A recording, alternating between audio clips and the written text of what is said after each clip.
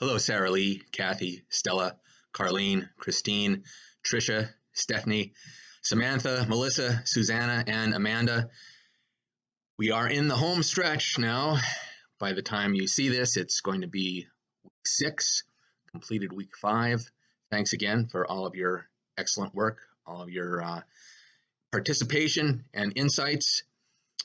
There are several things about this case, about this ethical dilemma that I want to lift up, and that some of the things that you pointed out, and then some other things that I would just like to also emphasize.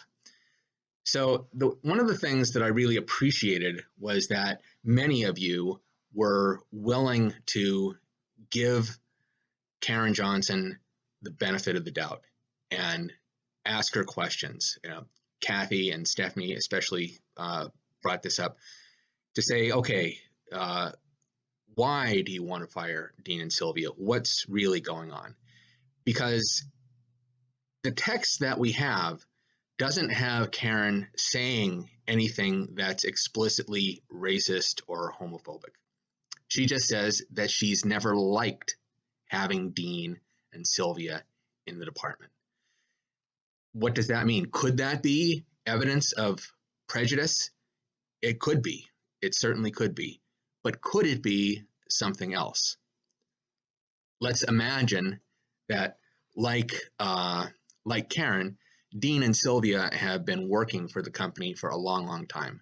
Let's imagine they were hired at the same time and they got really close, and they have a good time working together. They joke around. They get their work done. They're still efficient and productive, but they're kind of lighthearted. And let's assume that Karen doesn't like that. They're not serious enough for her.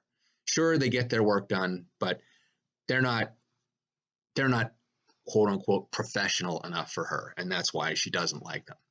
Could that be a possibility? It could. I agree with all of you that this looks like racism and homophobia, but we don't know. We don't know unless we ask. And clearly, if that's her motivation, then it's horribly unethical. And at this point in time, it would be illegal too. But just so you know, the Title VII prohibitions from the Civil Rights Law of 1964 did not prohibit discrimination based on sexual orientation until the Supreme Court decided that it did on June 15th, 2020. The opinion was written by Justice Neil Gorsuch, the first appointee by President Trump. 6-3 decision. So interesting that it took that long in order for the law to be understood that way, and interesting that one of the more conservative members of the court would write that opinion.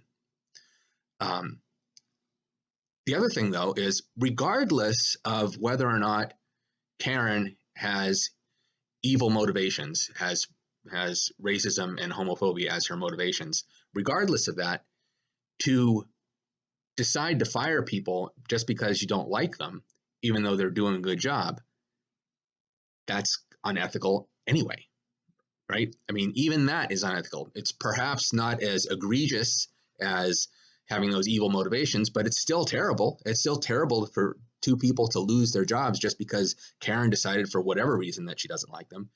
And as some of you pointed out, even singling Sylvia and Dean out to keep logs on them without doing it for, if you're not doing it for all the employees, to single those two out just because Karen says, I don't like them and I want to get rid of them, that would be unethical to do that, to keep that log. It would be treating them differently just because the CEO has decided that she doesn't like them.